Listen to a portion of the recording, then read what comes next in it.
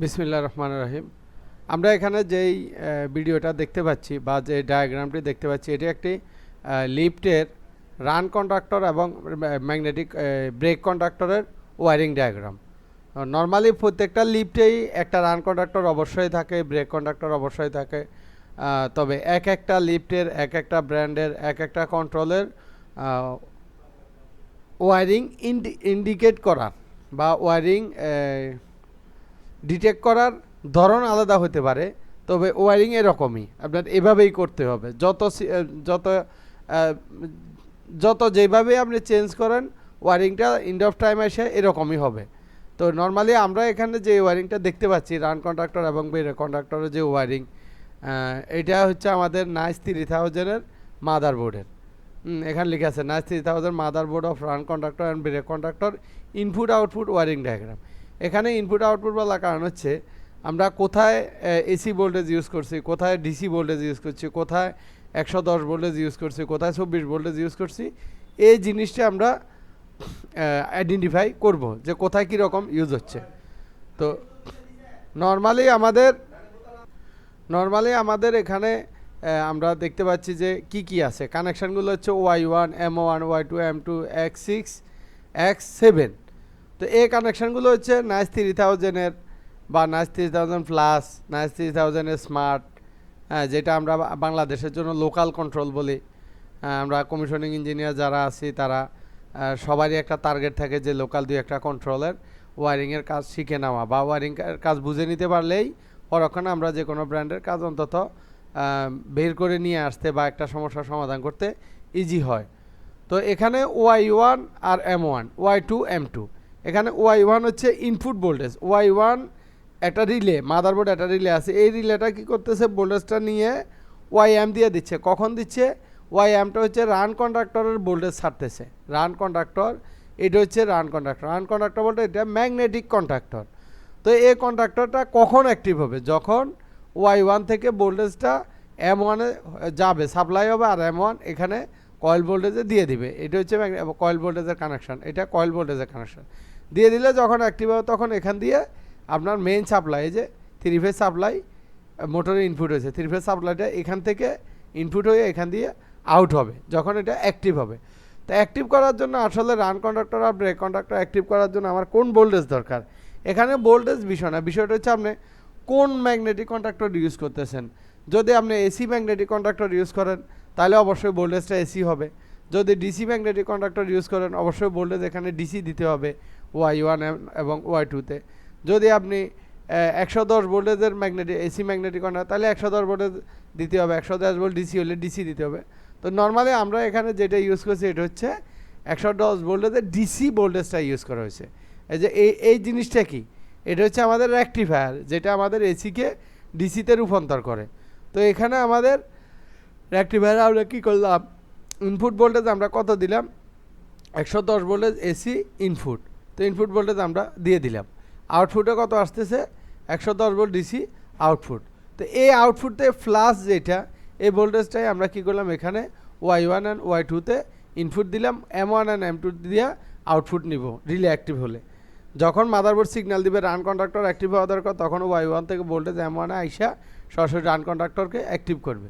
যখন motherboard signal দিবে break কন্ডাক্টরটাকে active করা দরকার, তখন Y2 দিয়ে ভোল্টেজটা, তো Y2-র এখানে এসে বসে আছে, তো এখান থেকে ভোল্টেজটা নিয়ে M2 দিয়ে সাপ্লাই করে ব্রেক কন্ডাক্টরের কয়েল ভোল্টেজে দিয়ে দিবে।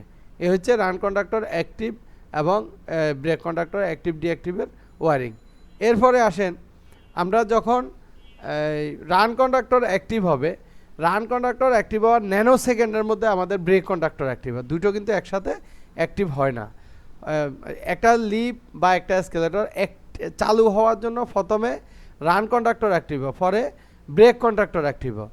মানে রান কন্ডাক্টর অ্যাক্টিভ হওয়ার ন্যানো সেকেন্ডের মধ্যে যখন ব্রেক কন্ডাক্টর অ্যাক্টিভ হবে, অ্যাক্টিভ হলে ব্রেকের ভোল্টেজ যেটা আছে এটা সাপ্লাই হবে আর ব্রেক রিলিজ হবে। ব্রেক রিলিজ হলে তখন মোটর ফরওয়ার্ড বা রিভার্সে ঘুরবে। আবার বন্ধ হওয়ার সময় প্রথমে ব্রেক কন্ডাক্টর অ্যাক্টিভ হইব, তারপর রিলিজ হইব বা ডিঅ্যাক্টিভ হইব, আর রান কন্ডাক্টর এর পরে ডিঅ্যাক্টিভ হবে। এ হচ্ছে এটার ধর্ম। এটা হচ্ছে lift and escalator run conductor and brake কন্ডাক্টরের ধর্ম। তো সেক্ষেত্রে আমরা এখানে রান কন্ডাক্টরের ম্যাগনেটিক কন্ডাক্টরের কয়েল ভোল্টেজ তো দিয়ে দিলাম 110 ভোল্টের প্লাস M1 দিয়ে রান কন্ডাক্টর M2 দিয়ে ব্রেক মাইনাসটা আমরা কোথায় দিয়ে মাইনাসটা আমরা এখান থেকে সরাসরি নিয়ে দেখেন এটা মাইনাস 110 ভোল্টেজের মাইনাসটা আমরা সরাসরি নিয়ে এখানে মাইনাস দিয়ে দিচ্ছি, এখানে মাইনাস দিয়ে দিচ্ছি।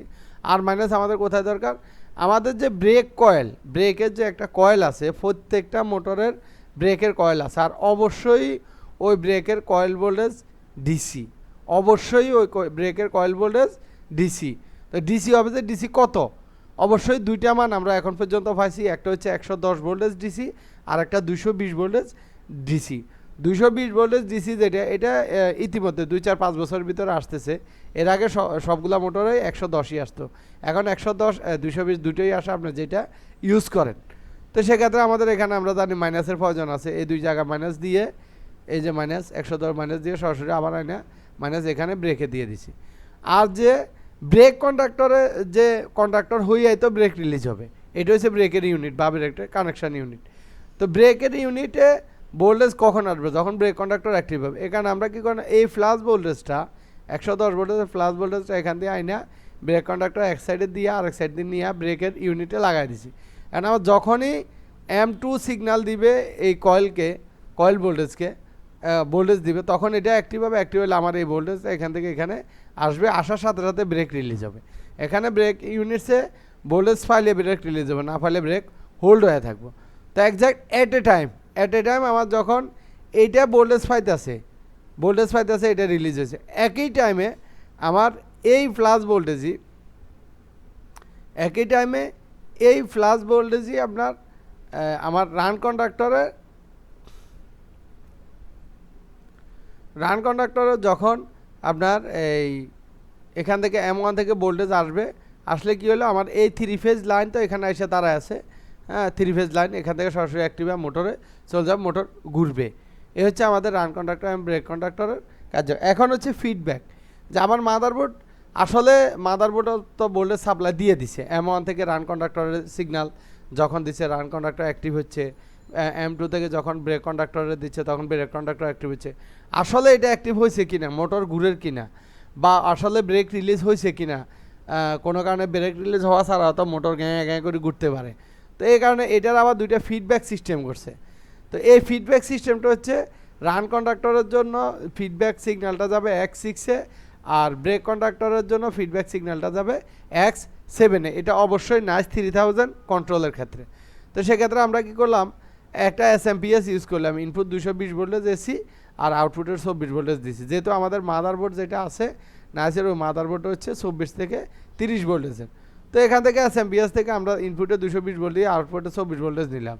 তো 24 ভোল্টেজের ফ্লাশটা নিয়ে ম্যাগনেটিক কন্ডাক্টর এক পাশ দিয়ে আরেক পাশ দিয়ে নিয়ে X6-এ লাগাই দিচ্ছি। যখনই আমার রান কন্ডাক্টর অ্যাক্টিভ হবে তখনই এই 24 ভোল্টেজ ফিডব্যাকটা এখানে যাবে, গেলে আমার মাদারবোর্ড বুঝতে পারবে রান কন্ডাক্টর অ্যাক্টিভ হয়েছে। অ্যাট এ টাইম যখন ব্রেক কন্ডাক্টর অ্যাক্টিভ হইব, ব্রেক রিলিজ হইব, কন্ডাক্টর অ্যাক্টিভ হইব, বা কন্ডাক্টর অ্যাক্টিভ হইলে ব্রেক রিলিজ হইব, তখন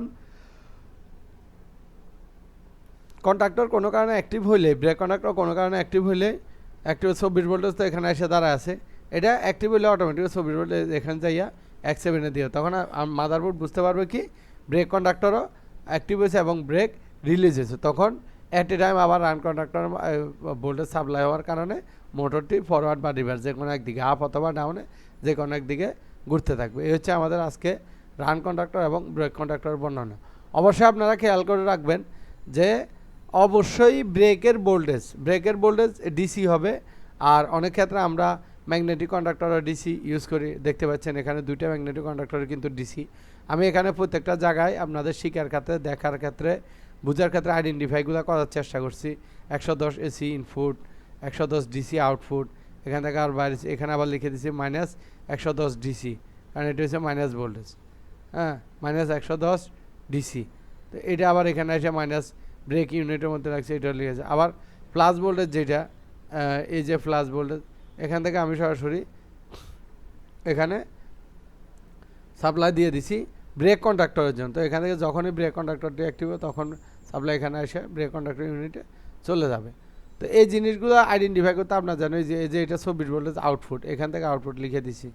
আর এখানে ইন হয়েছে লিখেছে 24 ভোল্টেজ প্লাস, এখানে 24 ভোল্টেজ আছে। এটা কিসের? এটা হচ্ছে ফিডব্যাকের সিগন্যাল। এখানে 110 ভোল্টেজ আছে, এটা হচ্ছে যোগাযোগ ঠিক রাখছে।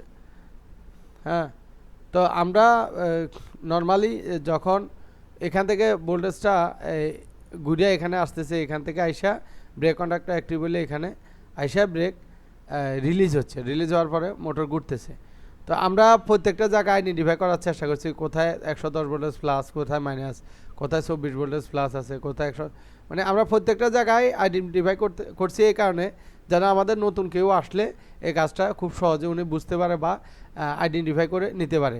এখানে X6 আমরা লিখে দিচ্ছি run conductor feedback, X7 brake conductor feedback. এরকম এটা হচ্ছে রান কন্ডাক্টরের আউটপুট সাপ্লাই, ব্রেক কন্ডাক্টরের আউটপুট সাপ্লাই। এভাবে আমরা ধীরে ধীরে কাজগুলো দেখতে হবে। অবশ্যই এই কাজগুলা দেখার জন্য, বোঝার জন্য নিজে থেকে বেশি সময় দিবেন। যদি বুঝতে না পারেন অবশ্যই সিনিয়র কারো থেকে হেল্প নেওয়ার চেষ্টা করবেন, নাহলে আমাদেরকে নক করবেন, আমরা আবারও বুঝিয়ে দেওয়ার চেষ্টা করব। ধন্যবাদ সবাইকে।